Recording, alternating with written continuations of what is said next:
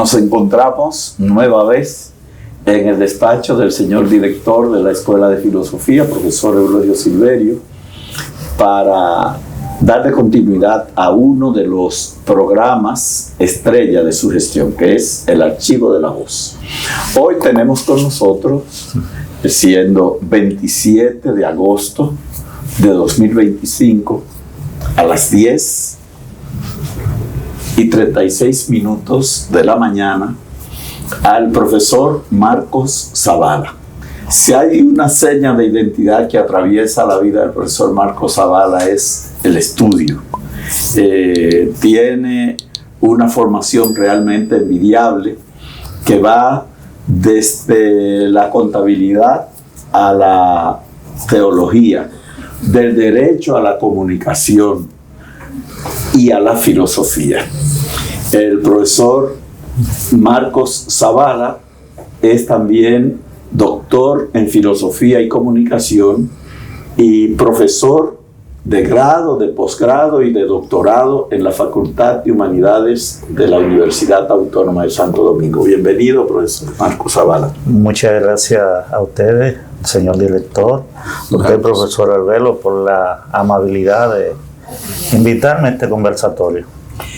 Como es de su conocimiento, la idea del profesor Silverio de estos archivos, digamos que es presentar al maestro en tres tiempos, o en tres dimensiones. La dimensión estrictamente personal: quién es Marcos Zavala, de dónde viene, quiénes son sus padres, quiénes influyeron en él, dónde estudió, qué recuerdos tiene de la niñez, y también verlo en su ámbito académico, que es el ámbito natural en que usted se desenvuelve, así como también el ámbito profesional en sentido general. De manera que empecemos por ahí, profesor Zavala. Bueno, ¿quién es Marcos Zavala? ¿Quién es Marcos Zavala? Marcos Zavala nació en una comunidad del sur llamada Las Matas de Farfán, específicamente a unos 5 kilómetros más o menos antes de la entrada de Las Matas de Farfán, que se llama Yabonico. Mi papá se llama Antero Familia Zavala y mi mamá se llama Dominga Sánchez. Nací en esta comunidad del sur y en una época en que no había mucho desarrollo social. La sociedad dominicana estaba en un proceso de transformación, porque yo nací en el año 72 específicamente y Trujillo fue eliminado en el año 61, más o menos una década después. Y políticamente y económicamente las condiciones sociales del dominicano no eran las ideales específicamente. Yo nací en esta comunidad, a mis abuelos, viví en el concepto de una familia extendida, porque en una propiedad vivían mis padres, vivían mis abuelos, vivían mis tíos y los hijos de todos vivían en esta comunidad, la cerca le decíamos en ese entonces. En este campito yo recuerdo haber desarrollado los primeros años de mi niñez. Era difícil porque yo recuerdo que desayunar había que esperar a las 10 de la mañana para que se hiciera un desayuno que se mandaba a mis abuelos y a mis tíos que trabajaban en una propiedad, la agricultura, y mientras tanto a los muchachos se entretenía con un jarro de café y 2 panecillos. Pero esperar a las 10 de la mañana un niño solo con, ¿verdad?, era un poquito complejo. En este marco de circunstancias nací yo, era una época de transición. Mi padre decide salir del campo y venir a la ciudad para enlistarse en el ejército y nos dejó a mi madre, a mí y a una hermana más pequeña que había nacido en ese entonces, se llamaba Guillermina. Éramos nosotros 2 hijos y mi mamá, nos quedamos acá esperando el desenlace del futuro que mi papá vino a forjarse aquí en la ciudad.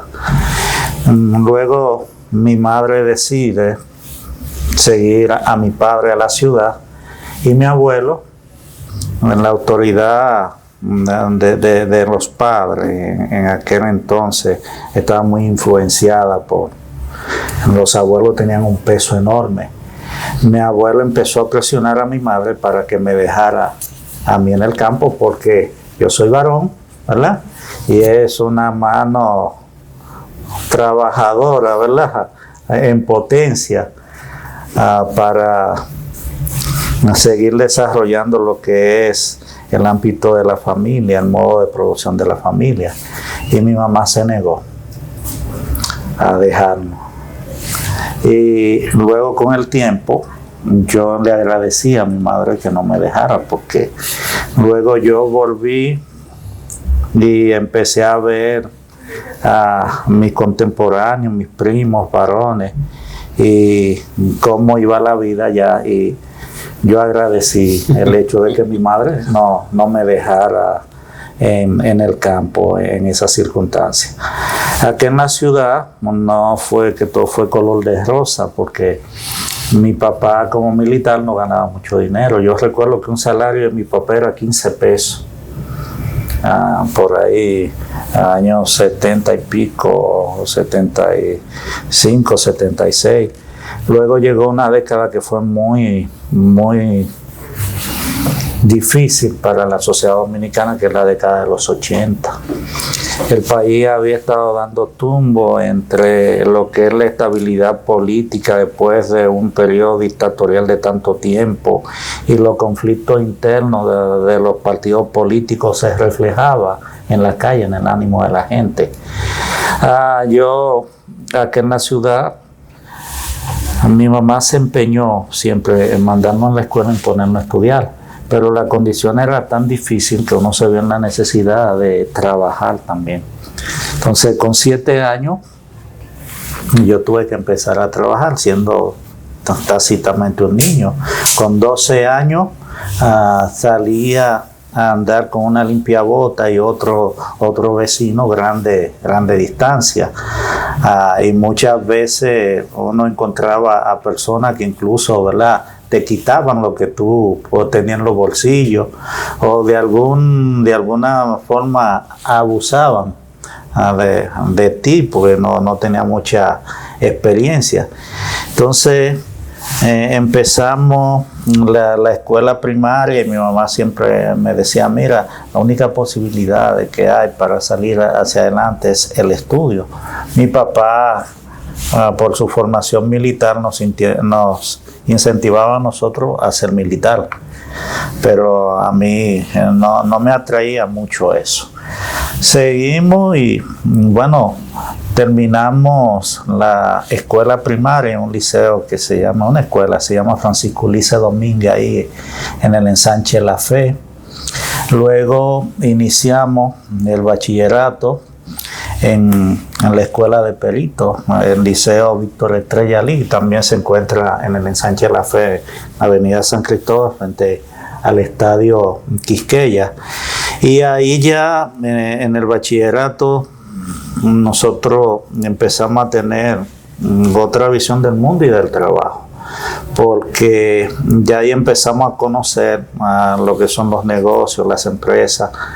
Ya empezamos a tener otra perspectiva de la vida y de la posibilidad de que si uno estudiaba y se daba bueno, podía uno ir cambiando el entorno social. Con mi madre siempre recuerdo que nosotros vivíamos en los Altos de Arroyo Hondo, próxima a la rotonda de Cristo Rey y la Agustina. Había que bajar un barrancón. Mi mamá hizo muchísimas cosas por nosotros, desde lavar ropa, segundo, trabajarle en casa de familia, y lo último que hizo mi mamá fue que puso un negocio de vender jugo en Plaza Naco, y yo recuerdo que yo tenía que ayudarla a bajar el saco, un ciento de China, caminar varios kilómetros hasta llegar a donde habían unas motoneticas que eran las que bajaban. Así que la coquita. Sí, la coquita. Y llevar la Plaza Naco, ir a un hotel por ahí a comprarle 2 fundas de hielo y instalarla para que ella vendiera. Y cuando ella terminaba, entonces salir al mercado a comprar la china para el otro día empezar. Hacíamos eso en la mañana, yo estudiaba en la tarde. Luego de muchacho hice muchas cosas. Había un vecino que era jardinero, tenía una máquina y él nos llevaba con él a trabajar. Yo aprendí a hacer ese oficio de jardinero y luego yo lo hacía.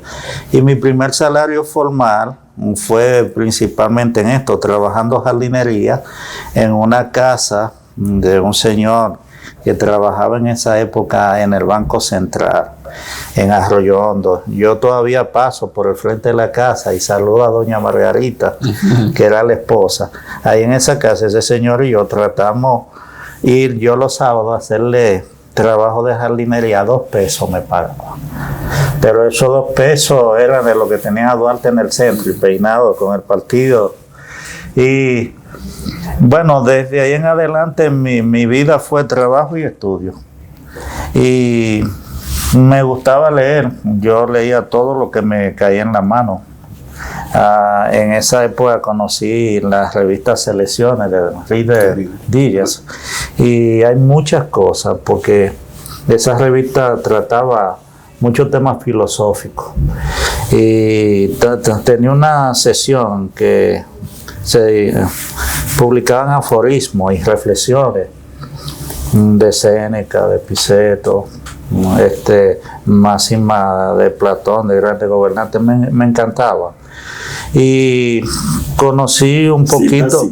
Citas citables se llamaba la sesión, exactamente. Y en esa época eso fue mi primer acercamiento al ámbito de la filosofía. Me gustó. Trabajo y estudio, y la niñez, aquella parte que tenía que ver con juegos, solo fue los primeros años de mi vida en el campo. Porque en la ciudad no había tiempo para juegos. En la ciudad luego tuvimos una situación familiar que la hermana que me seguía a mí le dio neumonía. En esa época no había mucho avance con el tratamiento de esa enfermedad ni de la tuberculosis en el país. Y mi hermana lamentablemente falleció. Y estuvimos en el campo y allí se hicieron unas honras fúnebres y se enterró allá en el campo donde nosotros nacimos. Luego, en la etapa de estudio medio, el bachillerato fue un bachillerato comercial. Ahí en la escuela de perito nos exigían un protocolo que era muy formal. Los profesores eran muy buenos y el campo de expertise ahí era el comercio, el secretariado y la contabilidad. Yo me gradué como perito contable y durante mucho tiempo empecé a trabajar, a descollar en el área de la contabilidad. Pero luego trabajé muchos años y yo llegué a una posición siendo técnico de contabilidad que era la mano derecha de una auditora. Y yo trabajaba en un espacio más o menos como este, que estamos hablando aquí, más o menos de 3 por 3 metros cuadrados, muy pequeñito. Y había que trabajar muchas veces fines de semana, sábado y domingo. Y en una ocasión con la revista yo leo algo y me pongo a reflexionar y digo, esto es lo que yo quiero para la vida. Pues cuando yo inscribo en la universidad, yo vine con la idea de seguir los estudios en el área de la contabilidad, pero luego no sé qué pasó. Luego terminé inscrito en comunicación social y me gradué en la mención periodismo de la Escuela de Comunicación Social. Sigo y en esa época la introducción a la filosofía me la da el profesor Minaya, Julio Minaya. Oye, a mí me encantó la filosofía. Yo dije, bueno, si en algún momento determinado puedo estudiar filosofía. Pero luego yo tenía la visión también de hacerme abogado, porque yo vi algunos conflictos familiares de injusticia que se hicieron. Yo dije, no, pero en la familia tiene que haber alguien abogado para que cuando se den estas cosas, por lo menos asesorar a la familia y ayudar. Cuando terminé la carrera de comunicación social y empecé a descollar en el área del periodismo, tuve un inconveniente, que vi la diferencia en la escala salarial entre lo que es la contabilidad. Yo como contable técnico ganaba más dinero que como licenciado en comunicación. Y me alejé de los medios. Y en ese tiempo trabajaba contabilidad y educación. Porque algo que me salté es que en la escuela primaria, donde hice la escuela primaria, mi mamá por allá por los años 90 me dijo, mira, tú tienes que estudiar inglés. Yo no sé por qué, pero ponte a estudiar inglés. Y desde esos jugos de China que ella vendía y de esos sacos que yo me gradué en un instituto en todos los niveles de inglés, que creo que eran como 12 niveles. Hice un nivel de conversación y un nivel de literatura. En esa época yo tenía muy buen inglés. Y la profesora de esa escuela era de la Florida, la que daba inglés, y renunció al puesto porque ella estaba viviendo aquí con su marido y regresó y quedó la plaza vacante. Y de la escuela yo empecé a trabajar como profesor sustituto enseñando, y ahí empieza mi carrera en la educación, que todo el tiempo fue paralela a otras cosas que yo hacía en el ámbito de la contabilidad. Pues terminé y descollé en el periodismo, empecé a tener experiencia en tecnología de la comunicación, un acercamiento. En la escuela de peritos nos ayudó el hecho de que nos hicimos mecanógrafos, luego llegaron las laptops, la computadora de escritorio. Yo hice todos los cursos que se podían hacer en aquella época de eso, y eso para mí fue como un valor agregado. Yo siempre estuve trabajando en el ámbito empresarial, en el ámbito de la contabilidad y en el ámbito del secretariado. Por eso en un momento determinado, cuando termino el derecho, en una maestría conozco a un abogado que era hermano de un fiscal que fue muy reconocido por ahí en San Carlos, y nos asociamos y yo iba a su oficina. Luego la oficina pasó a ser la oficina de ambos porque yo me hice socio de él y empezamos a ejercer en el derecho civil. Y concomitantemente a eso, acá se abre un concurso para ayudante de profesor, y alguien me había dicho a mí, mira, un profesor de lo que yo estuve aquí en el área de la comunicación me dijo, mira, tú eres muy bueno y tú puedes ser parte de la escuela de comunicación. Cuando haya un concurso, tú te vas a enterar porque la universidad lo publica a nivel nacional en la prensa. Ven, que si yo estoy aquí, yo te voy a ayudar. Bueno, yo vine al concurso y lamentablemente ya el profesor no estaba, pero aprobé el concurso. El concurso era para ayudante profesor, porque yo todavía no estaba seguro de que yo iba a seguir en este ámbito educativo, porque como le dije, desde la primaria, finalizando la primaria, todo el bachillerato y parte de los años universitarios, los gastos míos se solventaban con lo que yo recibía por enseñar. Incluso hasta clases particulares de inglés daba. Y lo menos que yo pensaba era que yo iba a pasar profesor de escuela, de colegio y de instituto a una institución como esta, a una institución como la UAS. Yo veía esto como algo muy, muy elevado. Y nada, vine acá, aprobamos el concurso. Hay compañeros que en el interín de estas cosas no estaban en disposición de aceptar la carga de trabajo. Entonces me llamaron a mí, yo vine y yo renuncié. En esa época yo tenía un trabajo que yo estaba cerca de los 30,000 pesos. Y me dijeron más o menos que yo iba a ganar lo mismo como ayudante profesor. Pues no sé qué pasó, que cuando yo asumí, hubo un problema, que una profesora se enfermó y tenía una carga de 40 créditos. Y hablaron conmigo y yo consentí en trabajar esa carga. Trabajaba de 7 de la mañana a 10 de la noche.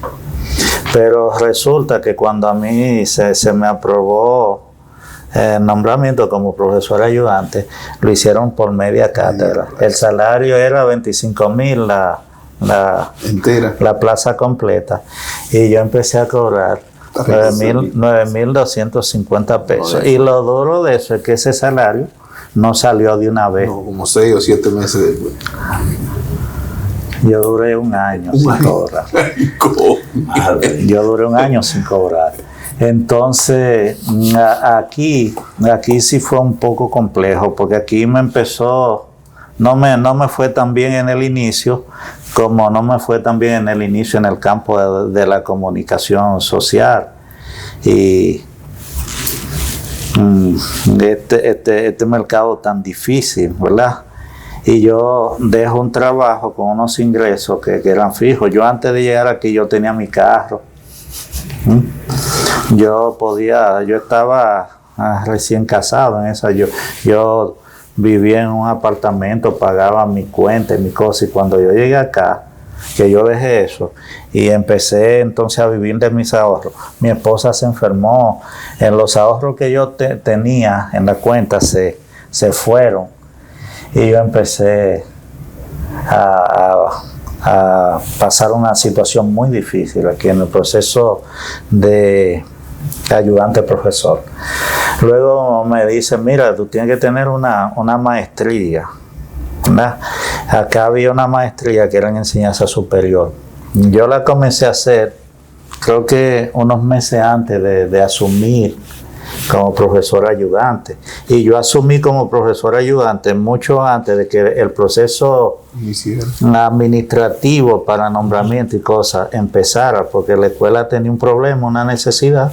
Yo dije, está bien, vamos a empezar.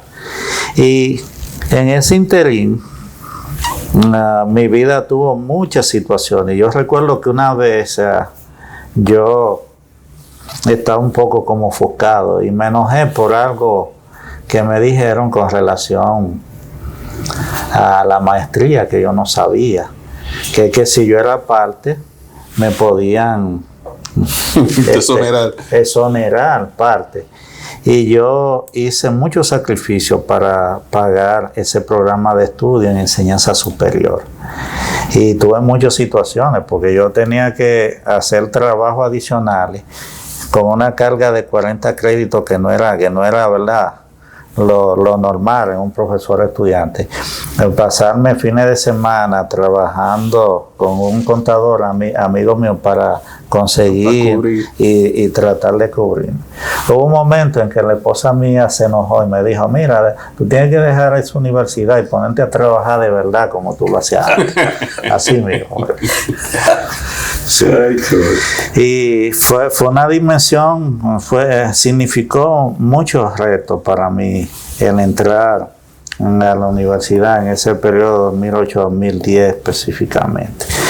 Tuve situaciones con el director, porque el director entendía que las cosas aquí eran para el que tenía más tiempo, y que si el que tenía más tiempo no estaba en condiciones, había que esperar a que se pusiera él en condiciones. Lo digo porque cuando yo terminé mi maestría, después de 2 años, terminar un programa y presentar una tesis en 2 años es un reto. Eso no lo hace todo el mundo. Gente que termina un programa y 1 año después, 2 años después, presentan la tesis y se gradúan. Yo terminando mi programa, yo tenía mi tesis lista, examiné y conseguí mi título porque lo necesitaba. A los 2 años de yo, justo, de yo entrar como ayudante profesor, yo deposito mi título y hago la solicitud para que se me evalúe y pasar a ser profesor interino de la escuela. Yo me tomó 5 años. Ese proceso. Y no duró más tiempo porque Dios no le falta a nadie. En ese entonces Morla accedió al decanato. Yo no sé cómo yo conocí a Morla. Morla era un decano que salía a los pasillos y hablaba con la gente y cosas. Y una vez alguien me dijo, oye, pero habla con yo en ese entonces no entendía bien la organización de la jerarquía en las facultades porque tampoco te dicen quién te puede ayudar o no. Bueno, pues alguien me dijo, no, mira, el decano es Morla y Morla es muy humano. Y yo conocí a Morla y la primera conversación con Morla en su despacho fue de filosofía y de religión, porque yo le dije, mira, yo soy religioso activo. Ah, sí, hablamos muchísimo y de ahí eso se convirtió en una costumbre. Pues yo le expliqué a Morla lo que me estaba pasando y Morla como decano en su uso de autoridad y me ayudó para que a mí se me evaluara. Y de ahí entonces hubo otro proceso porque todo tiene que seguir una estructura muy rígida y muy larga y por cualquier cosa te devuelven el expediente. Pues cobrar en esa dimensión fue un poco más compleja y la asignación de código también fue y mientras tanto era tratando de equilibrar la vida para que los proyectos de la vida, el patrimonio y todo no se fuera. Ya más o menos 2014, 2015 las cosas se fueron estabilizando. Pero yo sigo estudiando porque yo estaba vislumbrando algo en la escuela que yo dije, la escuela va a entrar en declive y en crisis. Y así mismo fue. Pues yo seguí, me pasé a la licenciatura en filosofía y empecé a dar asignaturas poquito a poquito. Luego se me presentó la oportunidad de hacer un estudio superior y empecé a hacerlo. Paré en la filosofía para dedicarme a eso. Yo empecé el doctorado entre el 2013, 2014, por esa época, y la institución me dio un programa muy flexible para mí. Y empecé a hacer eso ahí al pasito, sin decírselo a nadie, tranquilo. Hice el máster en metodología de la investigación científica y creo que fue lo mejor, porque ese máster, en el interín en que lo empecé a hacer, ya yo llevaba mi doctorado paralelo, que lo estaba sosteniendo con mi título de enseñanza superior. Pero luego yo cambié el programa y cuando me gradué de metodología, yo puse la metodología como base, porque en ese doctorado había mucha filosofía. Y ahí entonces entró la crisis en la escuela. Yo en un momento determinado llegué a tener 40 créditos en la escuela de comunicación y poquito a poquito fui teniendo menos y dije, bueno, esto sigue así. Llamaron un concurso interno acá en la escuela de filosofía y yo participé y pude entrar, gracias a Dios, porque En la escuela de filosofía realmente es el lugar en donde yo he podido, ¿verdad?, estabilizarme y echar la base realmente en lo que me gusta. A mí me gusta todo lo que está vinculado a mis áreas de formación, la filosofía de la comunicación, la filosofía del derecho y la filosofía en sí en el ámbito de la ética y la tecnología de la información y en la comunicación. Eso me ha gustado siempre. Entonces aquí yo he encontrado el espacio y entonces todo mi accionar de estudio gira en torno a esa temática.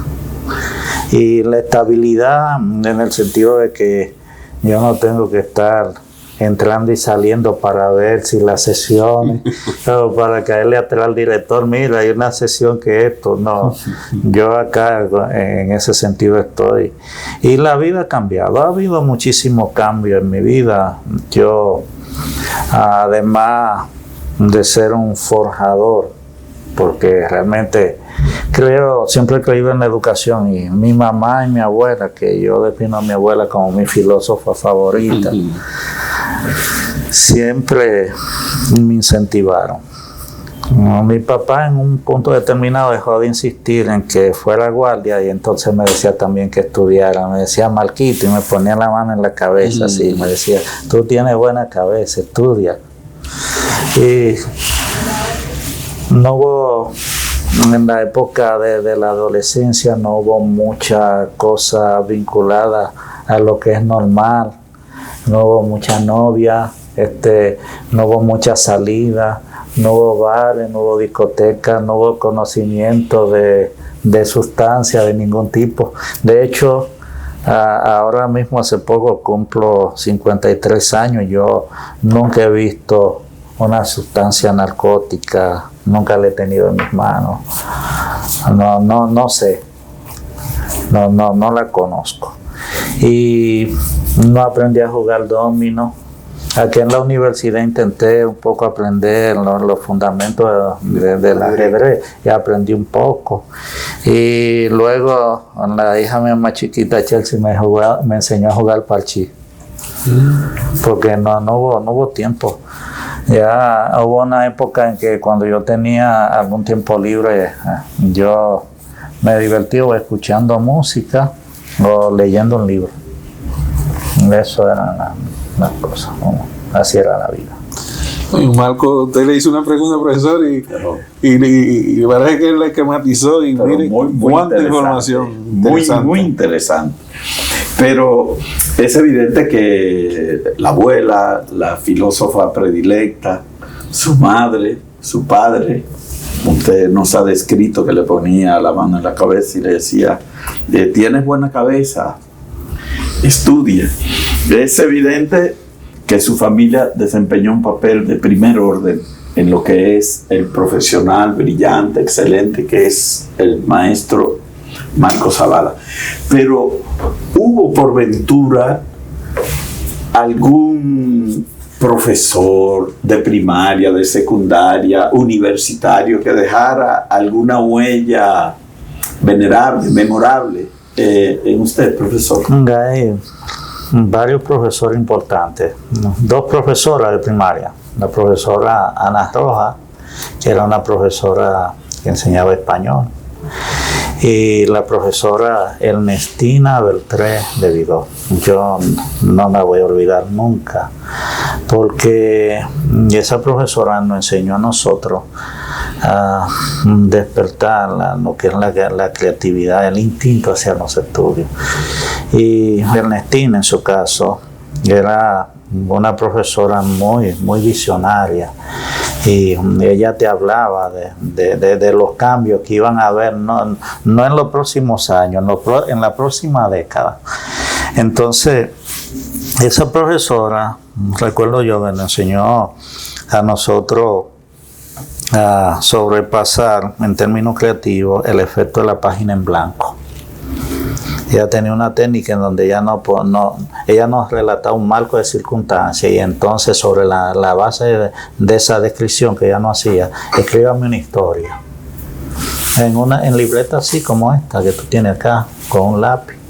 y tú empezabas a escribir, imaginarte el mundo. Y siempre incentivaba la lectura, siempre iba. Una vez se llevó una computadora que hizo con caja de zapatos y nos dijo, miren, esto es lo que viene, tienen que conocer de esto. O sea, pero te estoy hablando de los años 80, no de los 90. O sea, y la profesora Ana Rojas nos hizo hacer un recorrido por todas las obras que un estudiante en ese nivel tenía que leer. Óyeme, desde poesía, desde el cuento de Juan Bosch, cuento escrito en el exilio, Over, La Sangre, La Celestina, el Lazarillo, el Avaro, Don Juan, todas esas obras importantes. Yo recuerdo que cuando yo llego acá y doy las primeras letras introductorias, la profesora hizo una pregunta: ¿cuántos de ustedes han leído más de un libro? Cuando yo me paré y empecé a hacerle la enumeración, me dijo: ¿y quién fue tu profesora en tal nivel? Y yo le dije: la profesora Ana Rojas y la profesora Ernestina Beltrán de Vido. Marcaron. De hecho, como ejemplo de Ana y de Ernestina, yo siempre tengo libros en mis manos, o siempre, o en el carro, o en la mochila, yo siempre estoy leyendo algo. Y a donde tengo un espacio, inmediatamente agarro el libro y me pongo a leer. Esas dos profesoras marcaron mi vida en este ámbito. En el ámbito universitario, hubo un profesor de contabilidad llamado Miguel Cordero, que también nos enseñó un valor que es muy importante, dos valores: organización y método. Ese profesor nos habló de eso y del valor del cumplimiento, de la ética del cumplimiento en las asignaciones, la formalidad, la limpieza. Ese señor era increíble. Nunca he olvidado a Miguel Cordero. En la universidad, en el ámbito de la comunicación, la profesora Wanda Ramírez, el profesor Núñez Grazar y el profesor Danilo Pichardi Onofre de La Rosa fueron profesores que me marcaron mucho. Onofre me enseñó a ser muy sistémico en el manejo de los datos, la estructuración y la organización para producir información. Con Ramón Diloné, la importancia de tener el conocimiento del ámbito jurídico en la comunicación. Eso es fundamental. Y en el ámbito de la filosofía, Mola, Julio Minaya y el profesor Moreta. Óyeme, no tengo mi formación filosófica trata de emular los métodos que ellos utilizan y su técnica de estudio. Me gusta mucho en el caso de Morla, que Morla es dialógico. Y Morla me decía: no, tú puedes hacerlo porque tú tienes buena memoria. Yo en realidad no me considero una persona con buena memoria, porque a veces yo estoy buscando los lentes con ellos puestos. Entonces, esto es una cosa increíble. Pero yo he notado sí que para ciertas cosas yo como que tengo una inteligencia yo empiezo a leer un libro y le tomo el argumento y ya yo sé lo tópico, el tema del asunto, las ideas principales. Yo empiezo un programa de clase, no importa cuál sea la sesión, y yo voy a clase y sé exactamente qué dejé en qué me quedé y recuerdo las últimas participaciones de los estudiantes y eso me sirve de anclaje. Pero esto yo empecé a asumirlo con los estudios de filosofía. Porque tú puedes tener herramientas, pero si un maestro no te dice que tú la tienes, el proceso de autodescubrimiento es muy lento. Usted era contador. Los contadores tienen una memoria que uno a veces sí, ¿cómo retienen todos esos números y esa?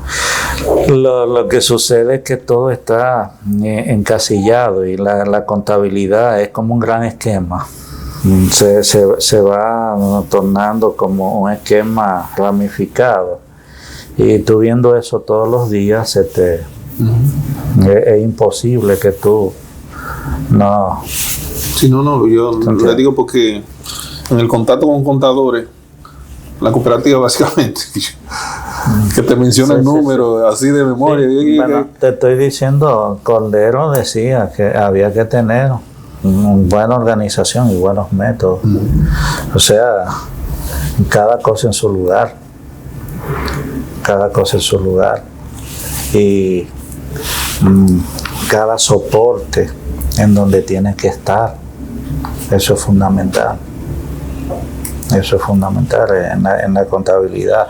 Y la contabilidad es una gran responsabilidad porque tiene responsabilidad civil y penal. O sea que hay que ser muy meticuloso. No hay nada que pueda darse en una empresa, yo te lo puedo asegurar, sin que el contador no tenga conocimiento de ello, o el abogado asesor, porque el abogado también tiene que estar muy de cerca en torno a los procedimientos financieros de una institución. Entonces es imposible que un contador pueda, ante un caso, alegar desconocimiento e ignorancia, no hay forma.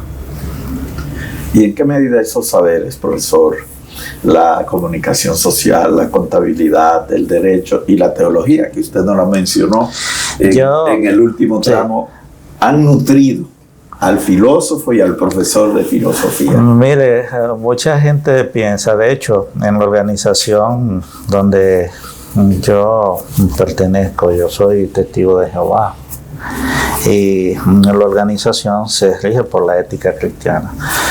La ética cristiana tiene unos lineamientos. Hay, por ejemplo, cuando se habla del amor al prójimo, no se está hablando de que el prójimo es el conocido, tu familia, tus amigos. El amor al prójimo va más allá. El prójimo tuyo es tu semejante, no importa de dónde sea. Es tu semejante y tú, si tú eres cristiano, tú no puedes cometer una injusticia ante tu prójimo.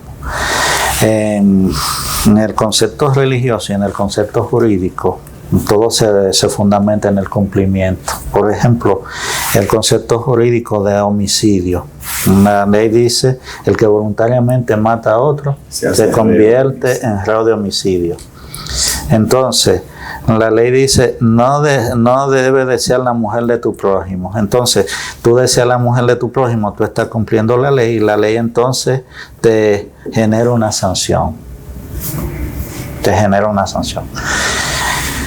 La ética del no cumplimiento de lo que está escrito, definido como malo, acordado como malo, que tú debes evitar.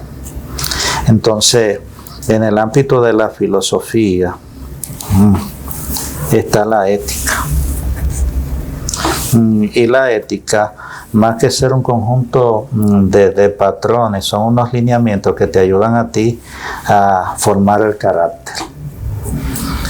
A formar un carácter y a modelar tu conducta para la toma de buenas decisiones. Entonces, ese es el fundamento en el que yo me encajo para justificar el que yo sea profesor de filosofía, porque la ética debe ser un ente que me permita a mí dominar mi carácter para la toma de buenas decisiones. Y si me rijo por ella, entonces yo no voy a caer en el cumplimiento de la ley para hacerme reo de homicidio, ¿verdad? o para ser considerado un adúltero en el ámbito de lo social por desear la mujer de mi prójimo. Eso es un aspecto fundamental.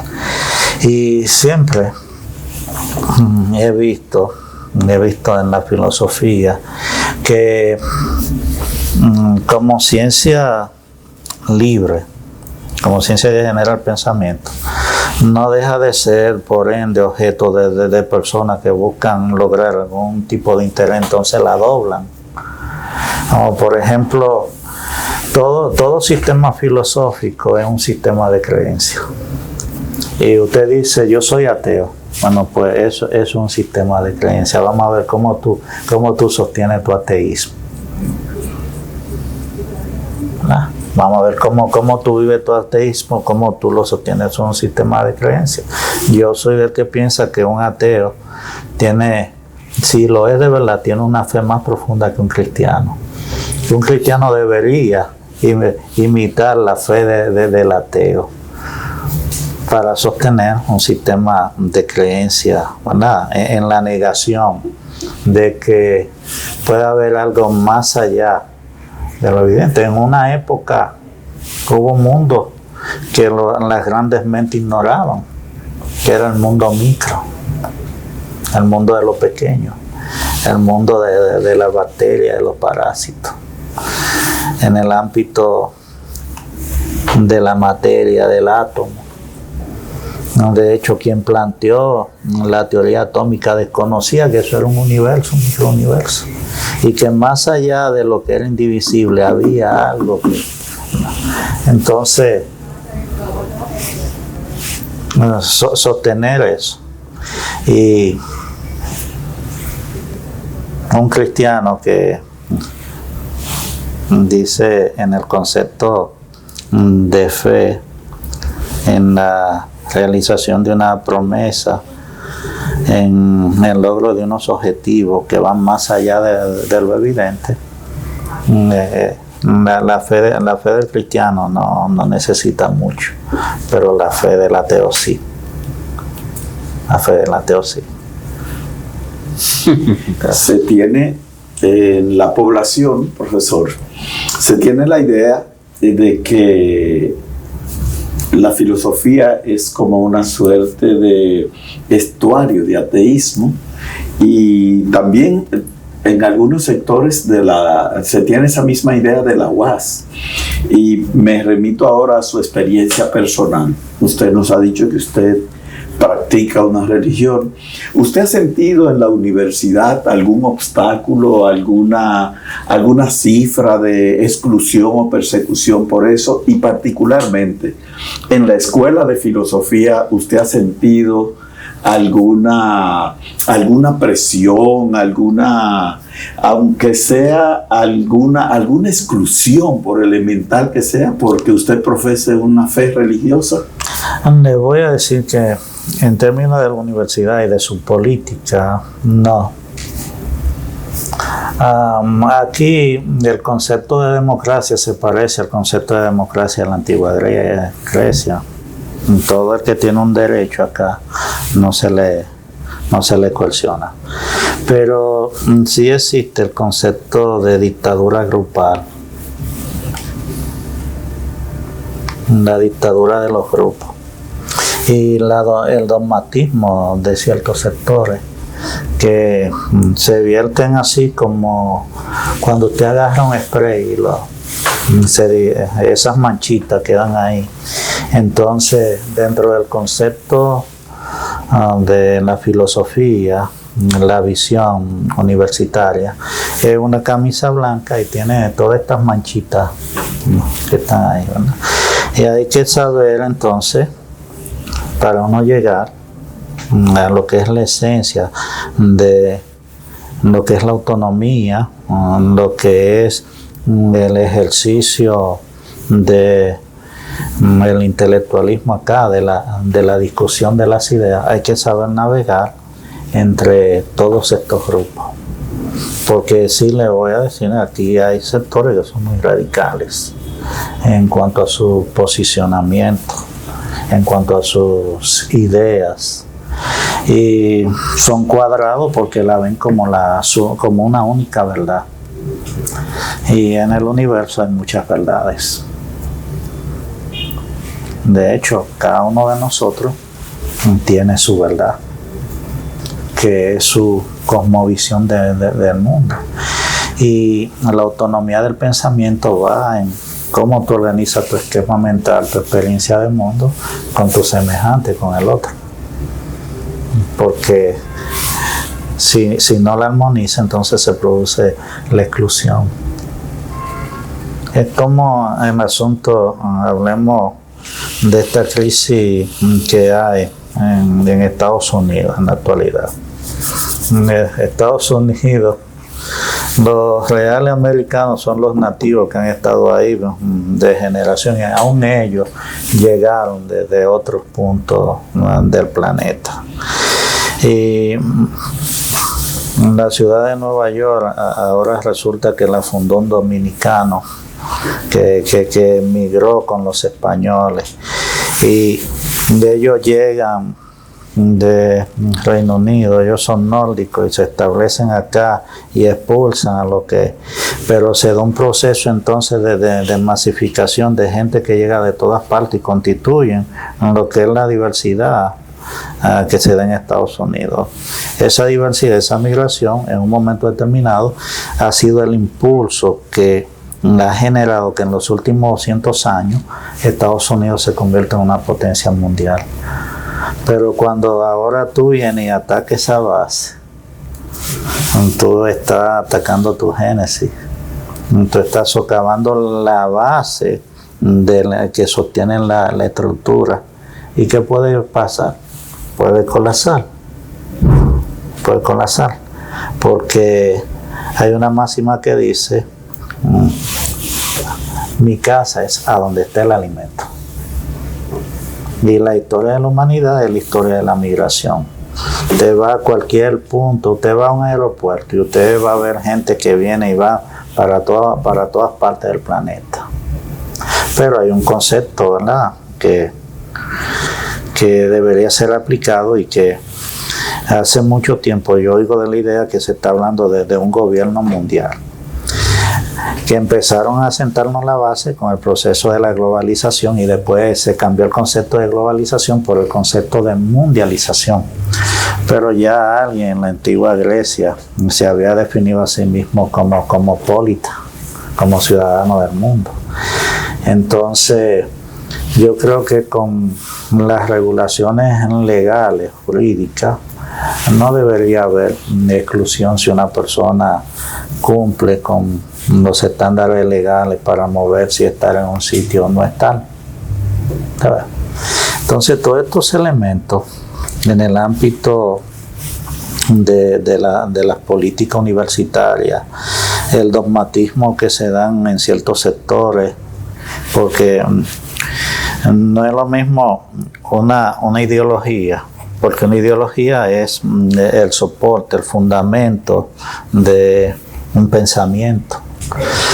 Pero cuando tú no aceptas otras ideas, tú le estás radicalizando, entonces ya no se está convirtiendo, ya no es una ideología, ya es otra cosa. ¿Te entiendes? Entonces yo creo que aquí sí uno puede expresar sus ideas, uno puede pensar, puede criticar. Al rector, usted en una asamblea lo puede interrumpir y decirle: mire, señor rector, eso no es así como usted lo está diciendo, y ahí no pasa nada. Pero dentro de los grupos, si tú no te amoldas el lineamiento del grupo, te excluyen o te sancionan. Entonces nada más que hacer otro grupo. O te sancionan. No, recuerdo yo un compañero en una maestría que se hicieron 8 grupos, él estuvo en los 8 grupos, y luego él terminó formando el grupo nuevo, el grupo unitario. Exacto. El grupo unitario. No. O sea, no. Y eso es lo que sucede, porque muchas veces no son los principios, sino cómo se interpretan y cómo se viven. Ese es el tema. Ese es el tema. Y dada su formación, profesor, que es multidimensional, multipolar, ¿En qué medida usted entiende que la filosofía, porque también ha estudiado filosofía y enseña filosofía, puede nutrir a esos otros saberes y de qué manera esos otros saberes pueden servir a la filosofía, por ejemplo? Usted me acuerda, mamá, yo empecé a hacer una especialidad en la FUNLODE hace unos años con el profesor Pedro Sotolongo, un cubano científico, un señor con una capacidad increíble. Y el programa se llamaba Teoría del Caos, Pensamiento Complejo y Ciencia de la Complejidad. Cuando yo me graduó, me llevo el diploma y se lo enseño a mamá. Y mamá se queda mirando el diploma y me mira así como con una tristeza, como con una pena, y me dice: Teoría del caos, pensamiento complejo y ciencia de la complejidad. Ay, mi hijo, ¿y quién entiende eso? ¿Quién entiende eso? Bueno, con relación a la novia mía me vive bromeando con eso, con el asunto de la formación. Es que no, filósofo, abogado, comunicador, teólogo y experto en teoría del caos, pensamiento complejo y ciencia de la complejidad. Me lo remacha así. Le digo yo, no, déjalo, tú lo puedes en filósofo, o lo puedes en abogado, o en periodista y ya, o en profesor y ya. Todo en su momento, porque yo no creo que tú llegas a un programa de formación sin tener algún tipo de interés marcado. Yo siempre había pensado, por la lectura de muchos temas, yo leía de física, yo leía de astronomía, yo leía Hawking, yo leía de Bruno, yo leía de Asimov, de Greg Tyson, muchas cosas. Y entonces esa lectura te van llevando a ciertos programas que te permiten a ti consolidar una visión. Por ejemplo, la complejidad, yo siempre en el ámbito de la religión, yo veo la importancia que se le da al todo, porque por ejemplo, cuando tú lees la Biblia en sí, tú te vas a dar cuenta que la Biblia toma el conjunto de la creación, el planeta físico, los árboles, los ríos, los animales, los seres humanos, y habla de que hay que conservarlo. De que, por ejemplo, del planeta, nosotros estamos en una crisis medioambiental y climática ahora, que está negando las potencias que son las responsables en un 100% de esta problemática, y la Biblia te dice que Dios va a causar la ruina del que está arruinando la tierra.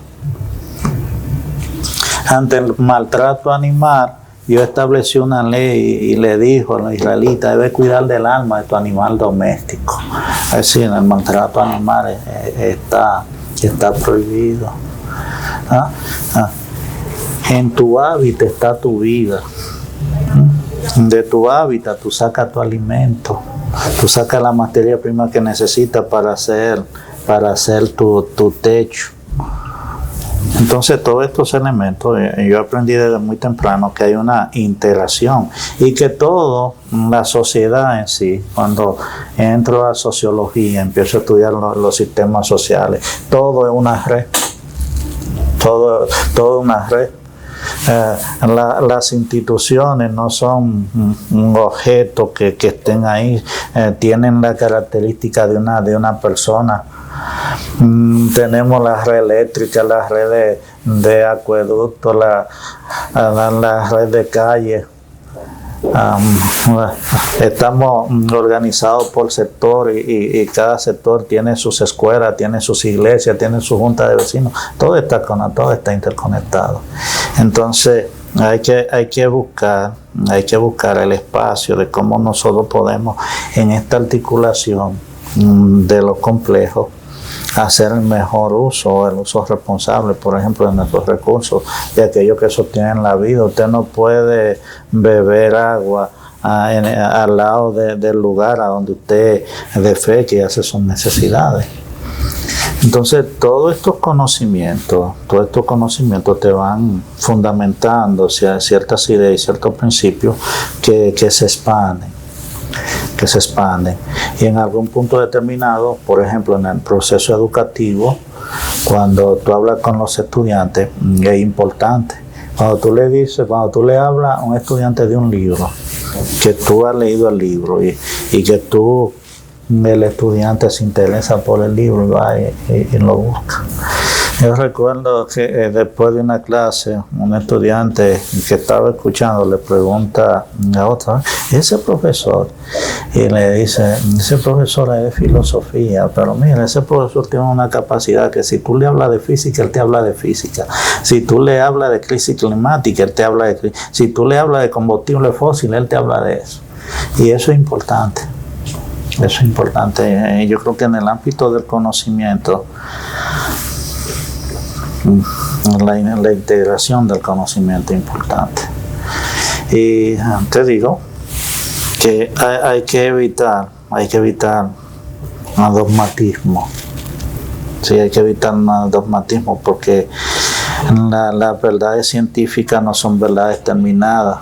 Asimov nos plantea a los cambios que se van dando en el ámbito del conocimiento, y el conocimiento científico no es como la ciencia, por ejemplo, no es como las artes.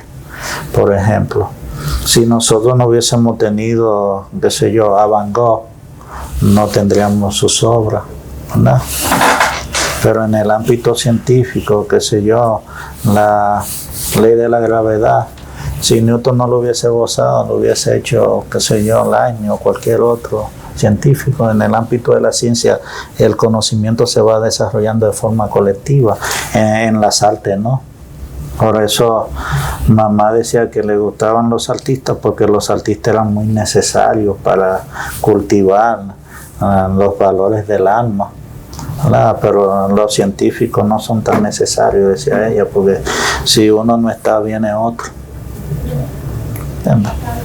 Y usted, que ha sido profesor durante tanto tiempo, desde antes de concluir los estudios preuniversitarios, y que también, como ha estudiado tanto, ha sido alumno de tanta gente diferente, ¿cómo concibe usted una clase ideal de filosofía, profesor Zavala? Mire, yo pienso que en la educación aquí en el país ha tenido un problema serio. Yo creo que aquí solo la escuela normal de España y luego el programa Gostosiano en esa época de formación del Estado, de la identidad dominicana, fueron los únicos programas que respondían en el sentido de la identidad dominicana, porque después de la dictadura para acá, nosotros tenemos una historia de vida democrática en donde la educación no ha sabido definir eso, lo que es la identidad del dominicano. Nosotros traemos programas educativos de fuera y tratamos de amoldarla a unos principios, unos valores caribeños que son reaccionarios, que como usted agarrar un programa europeo sin previo estudio, sin previo adecuamiento, y tratar de implementarlo en un sistema en donde las realidades son muy diferentes, no va a funcionar. Por eso la educación dominicana, después de la dictadura para acá, y en la dictadura la educación era buena, pero era elitista, era para una élite, no para la generalidad de las personas. Pero los demócratas dominicanos Hay que estrujarle en su cara de que no han sido responsables con el desarrollo de la educación, porque no es una clase ideal. Es el conjunto de ideales que deben sostener el sistema educativo aplicado a la identidad del ser y a sus valores y a su cultura, lo que haría cualquier clase en cualquier ámbito ideal. Unos contenidos, unas ideas, unos valores con el cual las personas se identifiquen. Yo creo que una persona se va a adecuar a los valores ingleses o a los valores franceses siendo caribeño y sin tener noción de ello. Lo va a asumir, ¿no? Entonces nuestra educación no ha sido enfocada en el ámbito filosófico de acuerdo a lo que es el ser latinoamericano, a nuestra cultura. Dicen no, que nosotros tenemos muchas cosas y habría que ir identificando qué tenemos de Europa, qué tenemos de África, qué tenemos de los y reforzar eso con una visión identitaria. El tema de la identidad ha sido uno de los temas que precisamente el profesor Silverio ha trabajado en su obra, en su quehacer académico. Ahí están los testimonios. Fundó revistas, ha publicado ensayos, pero yo he leído también de colegas que como que les restan carta de ciudadanía, como que cuestionan que el tema de la identidad sea un tema filosófico. ¿Qué idea tiene usted, profesor? Cuando nos empieza a filosofar, la filosofía gira en torno al ser, en un aspecto natural y luego un aspecto metafísico. Todo gira así. Mira, por ejemplo, el planeta ahora mismo, si nosotros desaparecemos, solo la especie humana, el planeta seguiría siendo el planeta, quizás seguirían existiendo los animales, porque la naturaleza tiene una capacidad como de rehacerse ella misma, en un área boscosa donde hace falta un incendio forestal, la naturaleza manda un rayo, se produce el incendio y al poco tiempo todo el verde vuelve a surgir y vuelven los animales a copar. Entonces el ser es importante, el conócete a ti mismo, o el pensar y luego existir, ir en torno a lo que somos nosotros. Y no voy a hablar, por ejemplo, del concepto de alma como una concepción metafísica que va más allá de lo que nosotros somos naturalmente, sino del concepto de alma, de lo que nosotros somos materialmente e intelectualmente. Entonces eso está dentro del quehacer filosófico. La filosofía está orientada a que el ser humano se descubra a sí mismo, a que el ser humano conozca, porque conociéndome yo puedo aceptarte a ti. Yo no puedo decir que te conozco si yo no puedo hacer una enumeración de aquellas cosas que yo conozco de ti, cómo tú piensas, la frecuencia de tu voz, el saber cuando una persona es tratable o no, el proyecto ideológico que gira tu vida, porque el ser humano como proyecto nunca está terminado. Entonces eso también requiere de una explicación filosófica. ¿Por qué yo no estoy terminado? Porque si fuese la máxima de la ciencia lineal de que todo organismo nace, crece, se multiplica o muere, inmediatamente ya tú tienes tus hijos, tu ciclo debería terminar ahí. Como terminan en el ámbito natural algunos ciclos, hay arañas, ¿verdad?, que después que tienen a su cría, ellas se convierten en alimento de sus propias crías, ¿verdad? Hay árboles que después que agotan su ciclo biológico empiezan a secarse naturalmente y mueren, ¿verdad? Pero el ser humano no. El ser humano, de hecho, el ser humano busca extender lo más que pueda su existencia. Entonces no, el término del ser siempre va a ser una cuestión filosófica importante.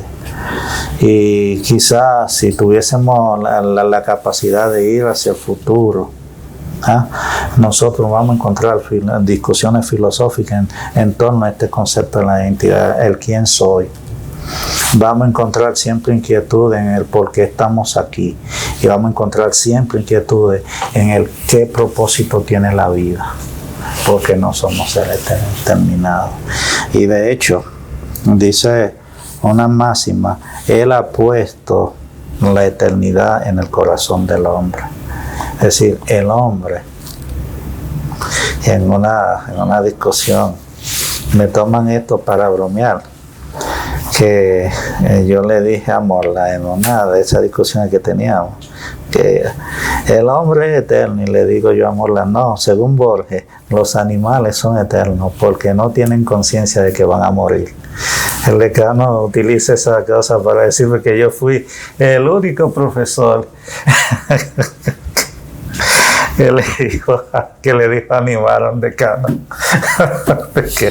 porque yo le dije, no, tú no eres inmortal. Los únicos inmortales son los animales porque no tienen conciencia de que van a morir.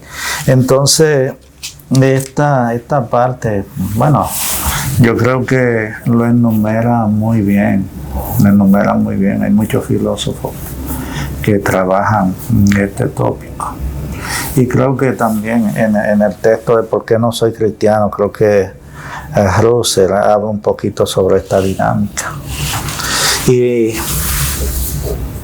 la ciencia que imita el devenir humano es un ejemplo de ello. La ciencia nunca está terminada, y por eso las verdades científicas son como nosotros, son efímeras, cumplen su ciclo y mueren. Y entonces, como dice Asimov, viene una nueva forma, un nuevo postulado, y hay un cambio de paradigma. Ese cambio de paradigma entonces abre un nuevo universo en donde empieza esta misma dinámica otra vez, y así el ser humano. Bueno, es evidente que estamos, profesor, ante una cantera inagotable de saberes, de ideas, pero en mor de la brevedad de estos encuentros, de manera que podamos garantizar la fidelidad de la audiencia, yo, antes de darle paso a la intervención de cierre de los archivos de la voz, que siempre están a cargo de nuestro anfitrión, el maestro Silverio, yo me atrevería como quiera a excederme quizás y plantearle al profesor si él se aventuraría a señalar algunos invariantes, algunas notas que, digamos, que expresen la identidad de lo dominicano. Miren, ¿qué sería ser dominicano? El ser dominicano. Mire, ya cuando dicen algunas de las notas del himno nacional del ser dominicano. El dominicano es un ser que es valiente, por un lado. Una identidad nacional no se defiende con cobardes, por ejemplo. Y realmente el mundo tiene una organización. Y la identidad colectiva es lo que define la identidad personal, individual. Hay una serie de principios y valores que nosotros tenemos como dominicanos que están vinculados a la cotidianidad, al grupo, a la cultura, a la música, a las artes, a la manifestación. Hay rasgos también, fenotipos que son intrínsecamente nuestros, que nos identifican. Hay manifestaciones artísticas, bueno, ahí tenemos esa imagen de Seguloya. Hay manifestaciones espirituales, Por ejemplo, la música del dominicano, el merengue, por ejemplo, del merengue típico. ¿Usted sabe de dónde es el acordeón? Alemán. El acordeón es alemán. Y la tambora y el güiro. El güiro, tengo entendido que es aborigen. ¿Y la tambora? La tambora, bueno, hay un tipo de tambor que viene de África y otro que viene de Europa. Sí, pero el que llegó aquí, llegaron con los negros africanos, el tambor que llegó acá. Y nosotros agarramos, mira la complejidad del ser dominicano, agarramos el acordeón que es alemán, agarramos el güiro que es aborigen, agarramos la tambora que es africano y creamos un ritmo con eso que no existe en ninguna otra parte, que es el merengue. ¿Verdad? O sea, son muchos los elementos que tú puedes partir de ahí, que define al dominicano en sí. Y otra cosa que tiene el dominicano es que no importa la adversidad o lo difícil, la dificultad que esté pasando, nunca se dé el espacio a la tristeza, sino que lo común en el dominicano es la risa. De hecho, estamos considerados como uno de los pueblos más felices, a pesar de las dificultades. En época de crisis, tú vas a los barrios, tú vas a escuchar una bachata, un merengue, tú vas a escuchar risa, vas a ver niños jugando. Entonces estos elementos nosotros tenemos muchísimas. Nosotros en cualquier grupo social en dominicano tú lo conoces. Tú dices ese dominicano. Te vas, por ejemplo, al metro de Nueva York, o te puedes ir a la Gran Vía allá en España, o te puedes ir a Shanchu allá en China, y tú vas a identificar al dominicano por todos estos elementos. Entonces, desde el ámbito filosófico hay mucho. Yo sí creo que nosotros damos para varios volúmenes de la filosofía dominicana, no latina, ¿verdad?, sino de la filosofía del ser dominicano. Bueno, habitualmente solemos cerrar la participación mía con una suerte como de juego o de ejercicio, que es o que consiste en lo siguiente: yo le digo una noción, una expresión, una voz, y entonces usted, así como a modo de fulgurazos, nos dice qué evoca en usted esa palabra o ese término. Y le digo el primero: Escuela de Filosofía de la Universidad Autónoma de Santo Domingo. La primera vez que tuve un acercamiento a la escuela de filosofía fue cuando, de hecho, en mi primera formación di la introducción de la filosofía. Ya dije que fue con Julio Minaya. Entonces, a través de la expresión de esa historia de la filosofía que nos hizo Minaya, y yo vi la importancia del rol de la escuela. Y me sorprendió el hecho de que, al ser una escuela tan importante, nunca ha sido una escuela masificada, nunca ha sido, o sea, en un momento pensé, oye, pero es que en la filosofía es una élite, o que hay que tener ciertas condiciones extraordinarias para ser filósofo.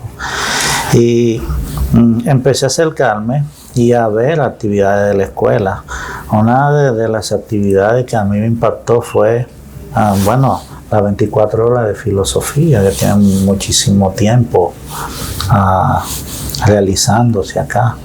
Y la primera vez que participé en ella, yo lo más lejos que tenía era que yo iba a ser parte de esta escuela. Entonces cuando yo en la escuela, en términos, concepto de escuela de filosofía, me lleva al aula con Minaya, me lleva a la explanada de la facultad en las 24 horas de filosofía.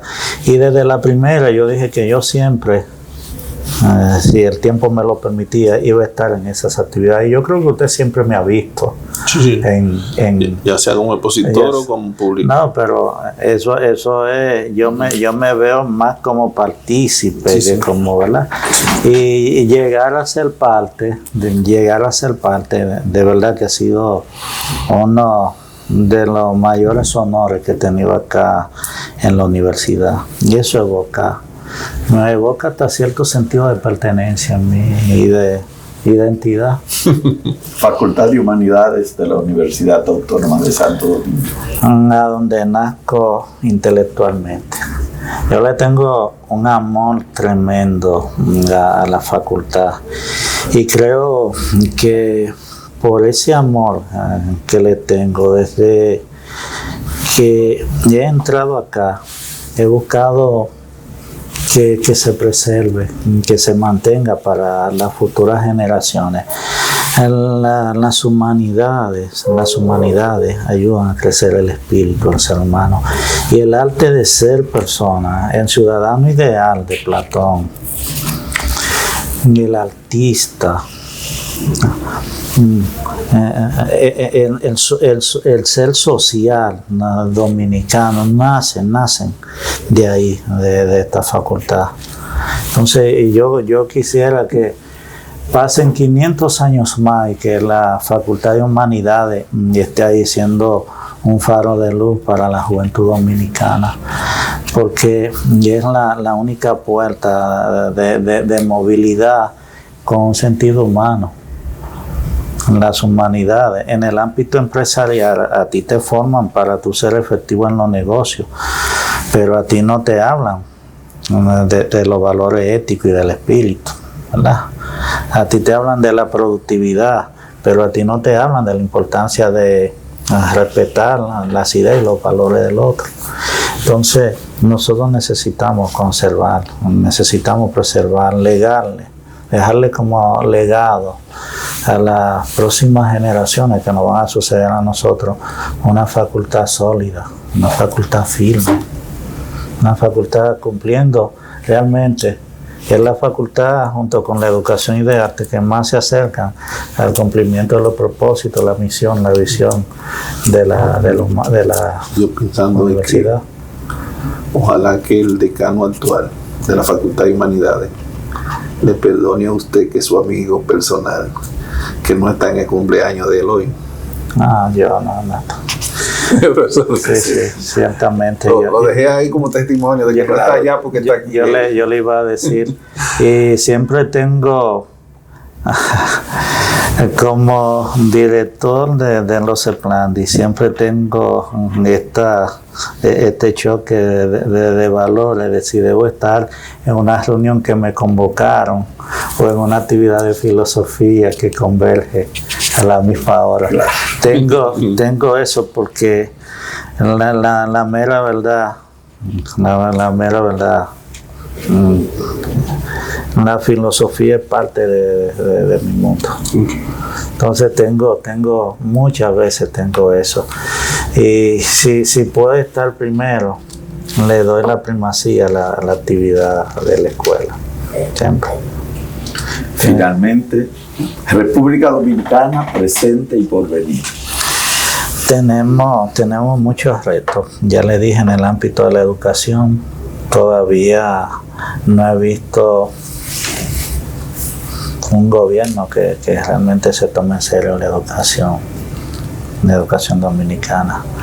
Aquí se han hecho todos los inventos del mundo, habido y por haber, y ya le dije que la única escuela que realmente funcionó fue desechada porque no respondía a los intereses de grupos económicos y de políticos que, si no mantienen la educación así, no tienen espacio, cabida en ninguna parte.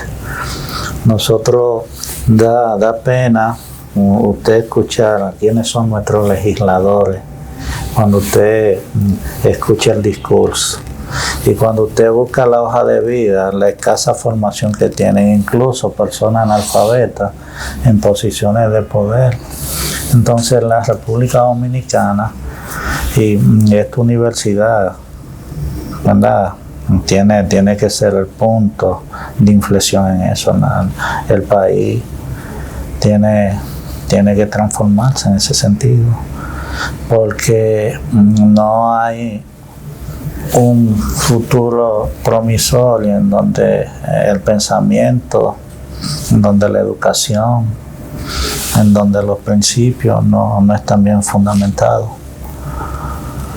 Me preocupa mucho el hecho de que hay muchas distracciones para la juventud, demasiadas distracciones. No es posible que en los barrios de la capital dominicana, que en una época había un club, había una cancha, habían actividades culturales, eso no está desde hace más de 20 años en los barrios y sectores. Esta universidad tenía el club universitario, tenían las rondallas, los grupos artísticos que hacían una función importante, y ya eso se ha reducido tanto que apenas usted lo ve en alguna actividad y en alguna conmemoración en específica. La corrupción está muy marcada aquí en todos los gobiernos. Y no pasa nada. Las autoridades, usted sale en un vehículo a las 6 de la tarde por cualquier punto del país en carretera y usted no va a encontrar una autoridad.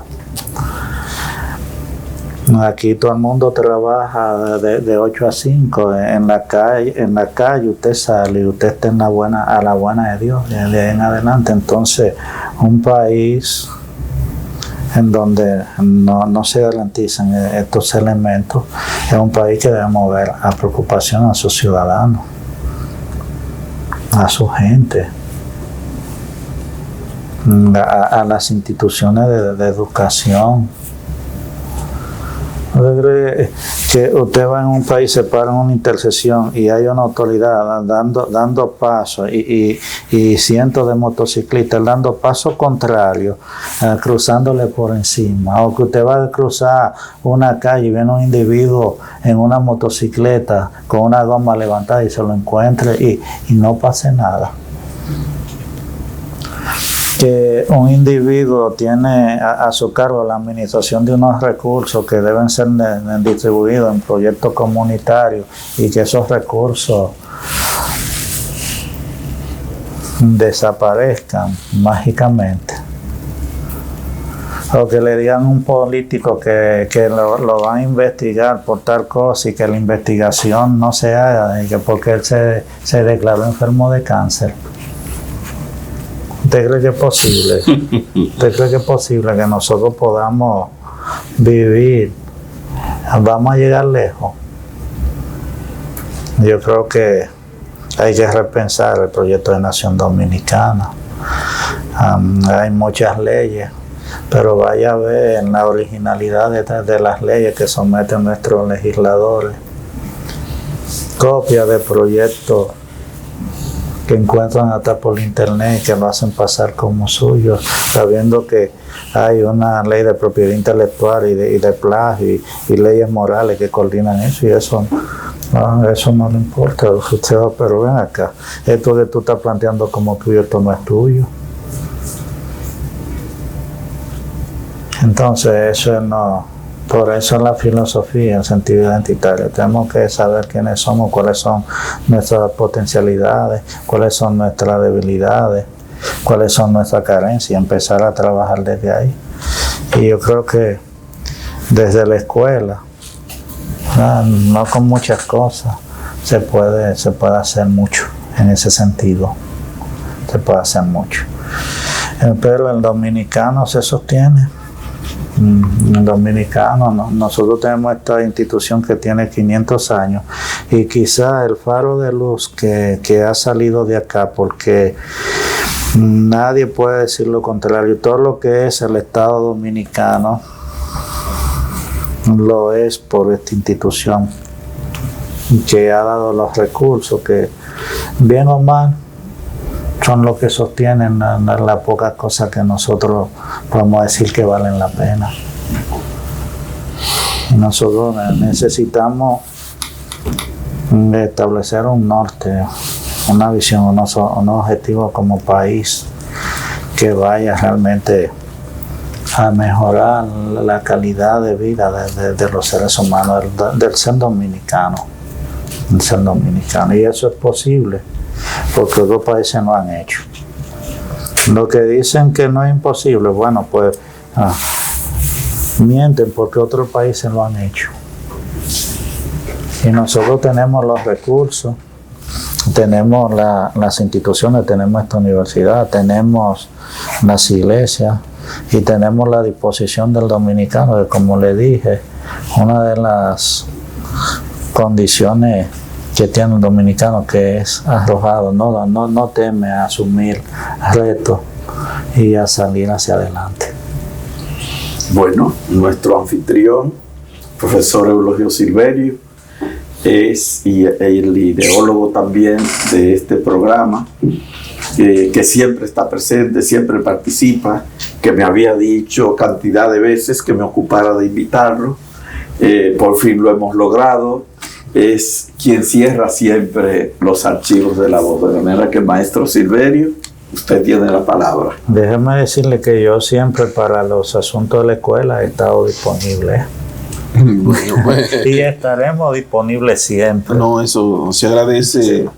Realmente por ahí comienzan mis palabras siempre, agradeciendo en nombre de la escuela y en el mío propio su presencia en esta convocatoria, en esta actividad, pero también ese hecho que usted señala, que viniendo de otra escuela y de otra formación se haya integrado a los trabajos de la escuela, porque siempre el temor que uno tiene de las personas que se forman en otras instituciones y en otras áreas es de que lleguen a la escuela y lo tomen como un trabajo, no como ha dicho usted que se ha integrado.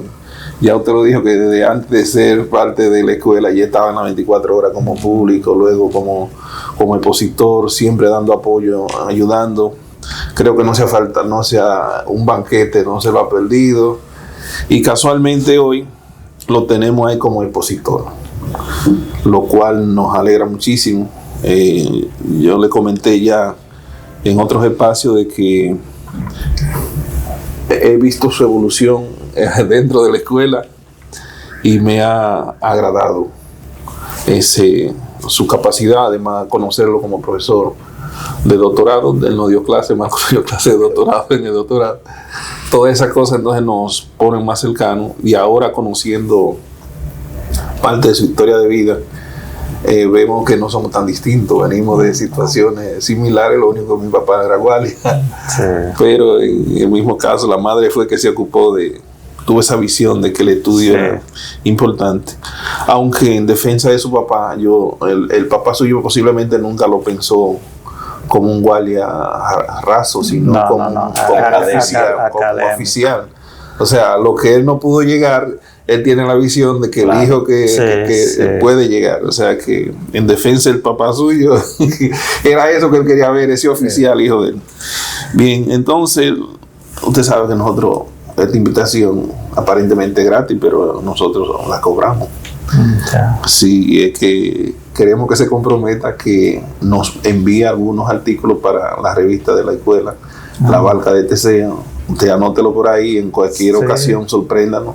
No, estoy trabajando algunos artículos, porque de hecho yo asumí el compromiso en una asignatura que cursé con el profesor, porque ya dije, yo me decidí a terminar los créditos que me faltan de la licenciatura para tener el título de base junto con el de doctorado y el de la maestría, y es el único conjunto que voy a tener en una pared que ya tengo designada allá.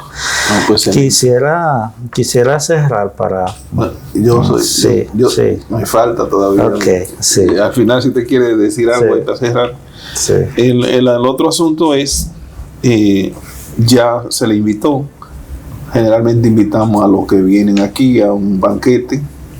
Y ya usted esta noche le toca analizar un banquete y estamos esperando para dar ese banquete hoy a las 6 de la tarde. Ya yo entendí por qué usted dijo, hoy tenemos un día sabaliano. Sí, porque Zabal era mañana, Zabal en la tarde. Ay, Dios mío. De todos modos, eso será sabaliano para nosotros porque esto lo van a ver en otra ocasión, o sea, diferido. No sé. Y finalmente, profesor, queremos su compromiso, que yo sé que no será difícil, para que se integre a los trabajos, ya sea en una mesa o ya sea en una exposición para el sexto Congreso Dominicano de Filosofía. Usted me había dicho de algo que me iba a solicitar y Flete me llamó para que yo lo apoye en una mesa y yo le dije, espérate, tengo que hablar con el director porque él me dijo que me iba a utilizar en algo.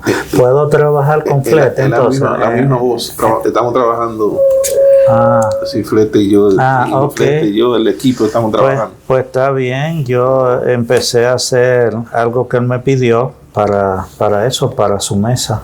Muy bien, pues esas son mis palabras, profesor. Le agradecemos a usted su presencia, al profesor Albelo, como siempre, que tiene que enterarse de la vida suya, de la producción, de toda su formación para poder hacer entrevistas, y a Osvaldo, que está ahí detrás de cámara, pero que estudió filosofía, se formó con nosotros, está haciendo su maestría y esperamos que se integre el cuerpo docente de la escuela. Nosotros también, nosotros nos sentimos muy bien cuando entró Edwin, cuando entró Suriel, cuando entró Francisco, Panchito, Pichando. Y bueno, los últimos profesores que han entrado son unos muchachos que le han dado una dinámica increíble a la escuela. Y eso hace que jóvenes se acerquen a la filosofía. Tenemos un reto, sí, y esto hay que tomarlo en consideración. Hay que hacer la carrera más accesible. Porque mira, yo creo que si yo tengo ese acercamiento que yo tuve a la filosofía antes, por ejemplo, desde el bachillerato, yo vengo directamente para la escuela de filosofía. Sí. Y nada, si hubiera llegado a la escuela de filosofía, usted puede estar seguro que no dura 5 años con maestría hecha para poder entrar como docente. Porque aquí en ninguna época después de Morla le han puesto cortar pizza a la gente. Sí, a la gente. Por lo menos en su derecho, no derechos que tienen ganado. No, yo te digo que acá yo avancé más en 2 años que hice en 15 por la escuela donde entré. Sí, se lo digo en serio. Yo aquí entré y en 2 años yo tenía la misma categoría que tuve que esperar 15 para tener allí. Y ciertamente porque uno tiene las condiciones, la calidad, y así debe ser. En nuestra escuela es un modelo para la facultad. Y yo siempre le he dicho y siempre me he fijado en muchas sugerencias que yo hago en torno a cómo debe funcionar las cosas, las hago viendo en cómo funcionan aquí. Pero hay una cosa que es el compromiso de la persona que dirige, ¿verdad? Y los valores que son importantes. Se necesitan muchas personas que asuman el compromiso y que definan una línea, una filosofía como la ha tenido siempre la escuela, y más ahora en tu gestión con todas estas cosas que tú has podido articular, que es increíble. Acá se habla de la escuela de filosofía y eso es lo que nosotros debemos sacar para allá afuera. Exactamente, sacar para allá afuera. Pues yo le agradezco mucho, de veras, profesor Albelo, profesor Eulogio. Yo le agradezco este maravilloso espacio que yo he compartido con ustedes, y también me voy a dirigir una última palabra a mi madre y darle las gracias por su empeño, por su dedicación y